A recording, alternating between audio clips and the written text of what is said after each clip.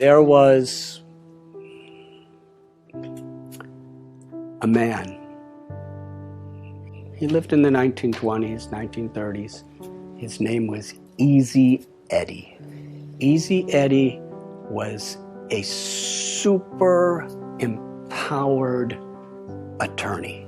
And he was so good that he was hired by the Chicago Mafia, which was led in those days by someone named Al Capone. He was such a good lawyer. He knew the law so good, and he had so many connections, and he could manipulate things in such ways that no matter what charges they had on Al Capone or his people, they couldn't put any of them in jail. They couldn't convict him of anything. And because he was such a good lawyer, he was so valuable that the Mafia gave him enormous amounts of money. He had private airplanes. He had practically an entire city block of property with a beautiful mansion, the best of cars, the best of everything. And his son, he could do anything he wanted. But Easy Eddie was thinking, I've given my son everything. Everything money could buy. But there's one thing I haven't given my son. I haven't given him an example of a father that he could be proud of. And he thought about this for some time. And Easy Eddie came to the conclusion, the only way I could give my son a father with a legacy of a good name is I have to help the government put the Mafia in prison. Because the Mafia was killing people, and he was getting them off. Getting people addicted to drugs and alcohol, and he was getting them off. Extorting innocent little store owners who are struggling for their life, pay us so much a month or we're going to bomb your store. And they bomb them, and he was helping them. He helped the FBI. He testified. And many of the biggest people in the Mafia were put in prison. He knew full well that he would be killed for doing this. And one day he was riding in his car and another car came by and several people with machine guns filled his body with bullets, and he laid on the street dead. He paid a very high price to give his son a father who he could be proud of.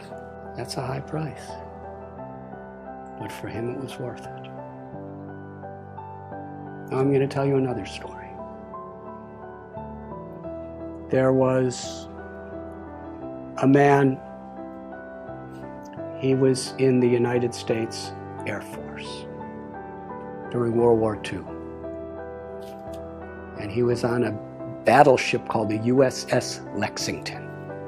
And he took off from his ship with a squadron of other airplanes, maybe 6 or 7, to go fight against the Japanese.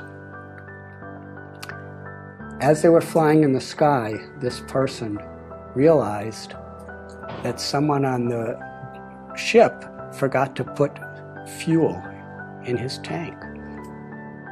So he radioed to the leader of his formation and said, I have to go back. He said, well, we can't. You go back. We have to keep going.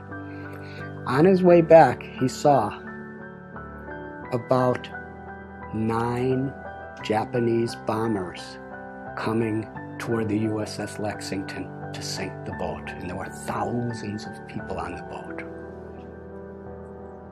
He was alone, and there were 9 of them, and he decided, I have to stop them, because there was the ship, they didn't know what was happening. So he single-handedly charged at these 9 airplanes and was shooting and shooting and shooting, and he actually had 2 of them fall into the ocean.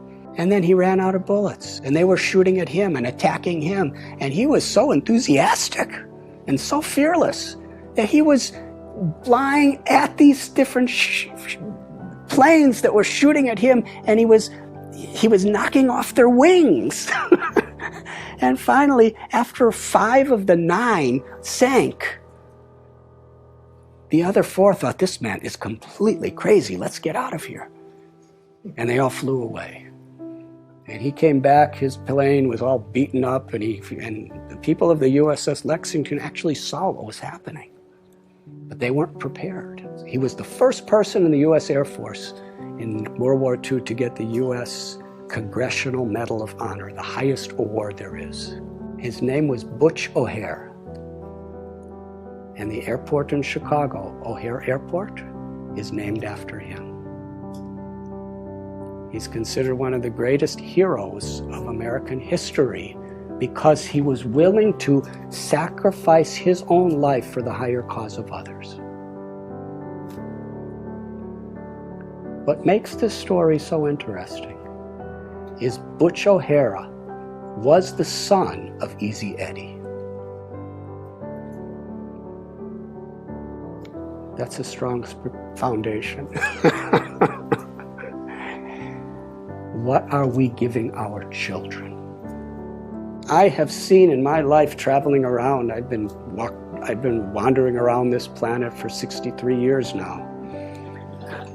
I've seen people work so hard for money, give it to their children, and then their children fight as enemies to see who gets it. Is that the legacy? Is that fulfilling life? Is that what we want to leave to the world? Our values, our character, the grace and the compassion, the love that flows through us is the greatest contribution we could make to our own life, to God, to our families, and to the world. And when we have those values, and we work and we build that foundation through good company and good practices and good decisions, then we could have a wonderful, fulfilling, meaningful life beyond birth, beyond death. And we could leave that as a legacy for the world.